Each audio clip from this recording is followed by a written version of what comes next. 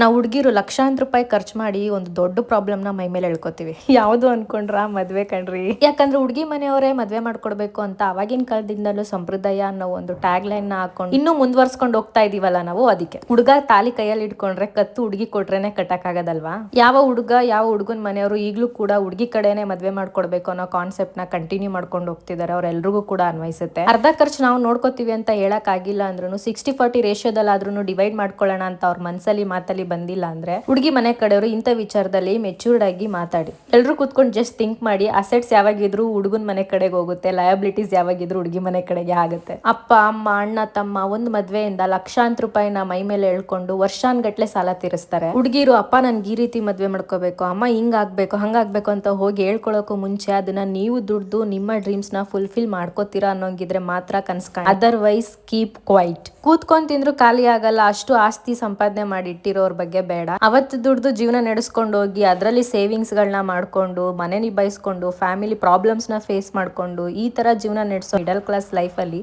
ಕೂತ್ಕೊಂಡು ನೀವೇ ಒಂದ್ಸಲ ಯೋಚನೆ ಮಾಡಿ ಯಾವ್ದು ಸರಿ ಯಾವ್ದು ತಪ್ಪು ಅಂತ. ಹುಡುಗಿ ಸಿಕ್ಕಿದ್ರೆ ಸಾಕು ನಾವೇ ಖರ್ಚಾಕಿ ಮಾಡ್ಕೋತೀವಿ ಅಂತ ಅನ್ನೋರು ಒಂದ್ ಕಡೆ ವರ್ಗದವರಾದ್ರೆ, ಇವತ್ತಿಗೂ ಕೂಡ ಡಿಮ್ಯಾಂಡ್ ಮಾಡ್ಕೊಂಡು ನೀವೇ ಮದ್ವೆ ಮಾಡ್ಕೊಡ್ಬೇಕು, ನೀವೇ ಇಷ್ಟು ಗ್ರಾಮ್ ಒಡವೆ ಹಾಕ್ಬೇಕು ಎಕ್ಸೆಟ್ರಾ ಅಂತ ಅನ್ನೋರು ಕೂಡ ಇನ್ನೊಂದ್ ಕಡೆ ವರ್ಗದಲ್ಲಿದ್ದಾರೆ. ಇದ್ರ ಬಗ್ಗೆ ಮಾತಾಡಕ್ ಇನ್ನೂ ಇದೆ. ನೆಕ್ಸ್ಟ್ ವಿಡಿಯೋದಲ್ಲಿ ಸಿಗ್ತೀನಿ. ಬಾಯ್.